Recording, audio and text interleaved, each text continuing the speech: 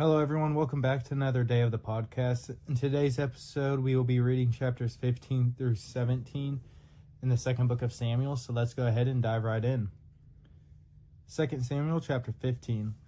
After this, it happened that Absalom provided himself with chariots and horses and 50 men to run before him. Now Absalom would rise early and stand beside the way to the gate. So it was, whenever anyone who had a lawsuit came to the king for a decision, that Absalom would call to him and say, "What city are you from?" And he would say, "Your servant is from such and such a tribe of Israel." Then Absalom would say to him, "Look, your case is good and right, but there is no deputy of the king to hear you." Moreover, Absalom would say, "Oh, that I were made judge in the land, and everyone who has any suit or cause would come to me, then I would give him justice." And so it was, whenever anyone came near to bow down to him, that he would put out his hand and take him and kiss him. In this manner Absalom acted toward all Israel who came to the king for judgment. So Absalom stole the hearts of the men of Israel. Now it came to pass after 40 years that Absalom said to the king, "Please, let me go to Hebron and pay the vow which I made to the Lord. For your servant took a vow while I dwelt at Geshur in Syria, saying, if the Lord indeed brings me back to Jerusalem, then I will serve the Lord." And the king said to him, "Go in peace." So he rose and he went to Hebron. Then Absalom sent spies throughout all the tribes of Israel, saying, "As soon as you hear the sound of the trumpet, then you shall say, Absalom reigns in Hebron." And with Absalom went 200 men invited from Jerusalem, and they went along innocently and did not know anything. Then Absalom sent for Ahithophel the Gilonite, David's counselor, from his city, from Gilo, where he offered sacrifices. And the conspiracy grew strong, for the people with Absalom continually increased in number. Now a messenger came to David, saying, "The hearts of the men of Israel are with Absalom." So David said to all his servants who were with him at Jerusalem, "Arise, and let us flee, or we shall not escape from Absalom. Make haste to depart, lest he overtake us suddenly and bring disaster upon us and strike the city with the edge of the sword." And the king's servants said to the king, "We are your servants, ready to do whatever my lord the king commands." Then the king went out with all his household after him, but the king left 10 women, concubines, to keep the house. And the king went out with all the people after him and stopped at the outskirts. Then all his servants passed before him, and all the Cherethites, all the Pelethites, and all the Gittites, 600 men who had followed him from Gath, passed before the king. Then the king said to Ittai the Gittite, "Why are you also going with us? Return and remain with the king, for you are a foreigner and also an exile from your own place. In fact, you came only yesterday. Should I make you wander up and down with us today? Since I go, I know not where. Return and take your brethren back. Mercy and truth be with you." But Ittai answered the king and said, "As the Lord lives, and as my lord the king lives, surely in every place my lord the king shall be, whether in death or life, even there also your servant will be." So David said to Ittai, "Go and cross over." Then Ittai the Gittite and all his men and all the little ones who were with him crossed over. And all the country wept with a loud voice, and all the people crossed over. The king himself also crossed over the brook Kidron, and all the people crossed over toward the way of the wilderness. There was Zadok also and all the Levites with him, bearing the ark of the covenant of God. And they set down the ark of God, and Abiathar went up until all the people had finished crossing over from the city. Then the king said to Zadok, "Carry the ark of God back into the city. If I find favor in your eyes of the Lord, he will bring me back and show me both it and his dwelling place. But if he says thus, I have no delight in you, here I am, let him do to me as seems good to him." Then the king also said to Zadok the priest, "Are you not a seer? Return to the city in peace, and your 2 sons with you, Ahimaaz, your son, and Jonathan the son of Abiathar. See, I will wait in the plains of the wilderness until word comes from you to inform me." Therefore Zadok and Abiathar carried the ark of God back to Jerusalem, and they remained there. So David went up by the ascent of the Mount of Olives, and wept as he went away. And he had his head covered and went barefoot. And all the people who were with him covered their heads and went up weeping as they went up. Then someone told David, saying, Ahithophel is among the conspirators with Absalom. And David said, O Lord, I pray, turn the counsel of Ahithophel into foolishness. Now it happened when David had come to to the top of the mountains where he worshipped God, there was Hushai the Archite coming to meet him with his robe torn and dust on his head. David said to him, If you go on with me, then you will become a burden to me. But if you return to the city and say to Absalom, I will be your servant, O king, as I was your father's servant previously, so I will now also be your servant, then you may defeat the counsel of Ahithophel for me. Now do you not have Zadok and Abiathar the priests with you there? Therefore it will be that whatever you hear from the king's house, you shall tell to Zadok and Abiathar the priests. Indeed, they have with them their 2 sons, Ahimaazah, Zadok's son, and Jonathan, Abiathar's son, and by them you shall send me everything you hear. So Hushai, David's friend, went into the city, and Absalom came into Jerusalem. Chapter 16. When David was a little past the top of the mountain, there was Ziba, the servant of Mephibosheth, who met him with a couple of saddled donkeys, and on them 200 loaves of bread, 100 clusters of raisins, 100 summer fruits, and a skin of wine. And the king said to Ziba, What do you mean to do with these? So Ziba said, The donkeys are for the king's household to ride on, the bread and summer fruit for the young men to eat, and the wine for those who are faint in the wilderness to drink. When the king said, And where is your master's son? And Ziba said to the king, Indeed, he is staying in Jerusalem, for he said, Today the house of Israel will restore the kingdom of my father to me. So the king said to Ziba, Here are all that belongs to Mephibosheth is yours. And Ziba said, I humbly bow before you, that I may find favor in your sight, my lord, O king.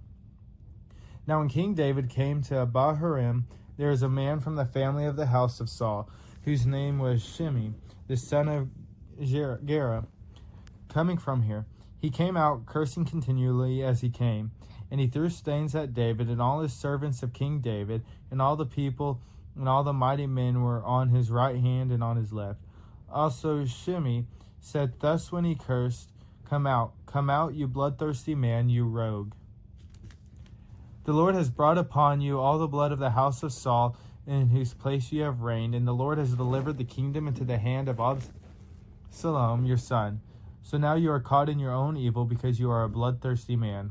Then Abishai the son of Zeruiah said to the king, Why should this dead dog curse my lord the king? Please let me go over and take off his head.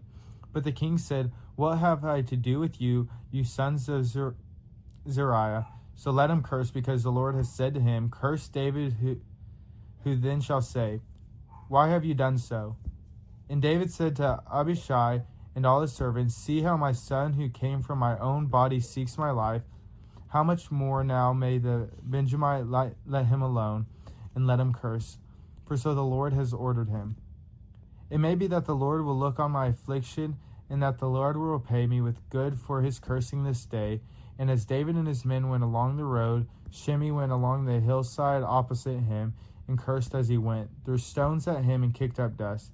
Now the king and all the people who were with him became weary, so they refreshed themselves there.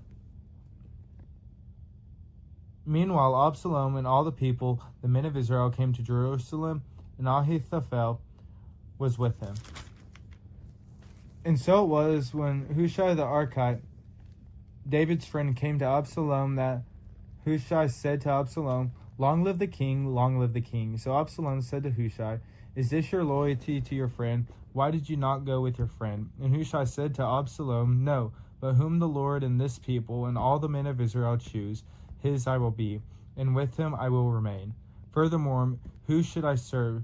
Should I not serve the presence of his son, as I have served in your father's presence? So will I be in your presence? Then Absalom said to Ahithophel, Give advice as to what we should do. And Ahithophel said to Absalom, Go into your father's concubines, whom he has left to keep the house, and all Israel will hear that you are abhorred by your father. Then the hands of all who are with you will be strong. So they pitched a tent for Absalom at the top of the house, and Absalom went into his father's concubines in the sight of all of Israel. Now the advice of Ahithophel, which he gave in those days, was as if one had inquired at the oracle of God. So was all the advice of Ahithophel, both with David and with Absalom. Chapter 17. Moreover, Ahithophel said to Absalom, Now let me choose 12,000 men, and I will rise and pursue David tonight.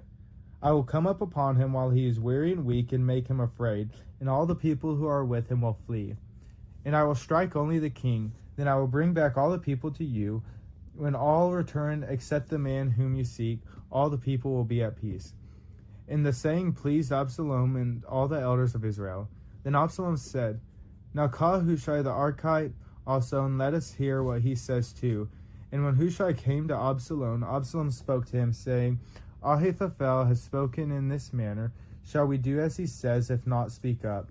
So Hushai said to Absalom, The advice that Ahithophel has given is not good at this time. For, said Hushai, You know your father and his men, that they are mighty men, and that they are enraged in their minds like a bear robbed of her cubs in the field. And your father is a man of war, and will not camp with the people. Surely by now he is hidden in some pit, or in some other place, and it will be, when some of them are overthrown at the first, that whoever hears it will say, There is a slaughter among the people who follow Absalom. And even if he who is valiant, whose heart is like the heart of a lion, will melt completely, for all Israel knows that your father is a mighty man, and those who are with him are valiant men. Therefore I advise you that all Israel be fully gathered to you, from Dan to Beersheba, like the sand that is by the sea for multitude, and that you go into battle in person. So we will come up upon him in some place where he may be found, and we will fall on him as the dew falls on the ground, and of him and all the men who are with him there shall not be left so much as one. Moreover, if he has withdrawn into the city, then all Israel shall bring ropes to that city, and we will put it into the river until there is not one small stone found there. So Absalom and all the men of Israel said, The advice of Hushai the Archite is better than the advice of Ahithophel, for the Lord has proposed to defeat the good advice of Ahithophel, to the intent that the Lord might bring disaster on Absalom. Then Hushai said to Zadok and Abiathar the priests, Thus and so Ahithophel advised Absalom and the elders of Israel, and thus and so I have advised.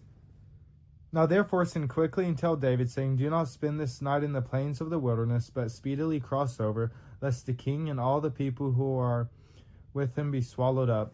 Now Jonathan and Ahimaazah stayed at En-Rogel, for they dared not be seen coming into the city. So a female servant would come and tell them, and they would go and tell King David. Nevertheless, the lads saw them and told Absalom, but both of them went away quickly and came to a man's house in Bahurim, who had a well in his court, and they went down into it. Then the woman took and spread a covering over the well's mouth and spread ground grain on it, and the thing was not known. And when Absalom's servants came to the woman at the house, they said, Where is Ahimaazah and Jonathan? So the woman said to them, They have gone over the water brook, and they have searched and could not find. And when they had searched and could not find them, they returned to Jerusalem.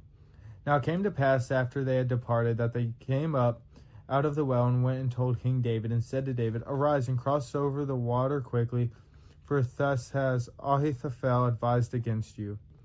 So David and all the people who are with him arose and crossed over the Jordan by morning light. Not one of them has left who had not gone over the Jordan. Now when Ahithophel saw that his advice was not followed, he saddled a donkey and arose and went home to his house, to his city. Then he put his household in order and hanged himself and died, and he was buried in his father's tomb. Then David went to Mahanaim, and Absalom crossed over the Jordan, and he and all the men of Israel with him.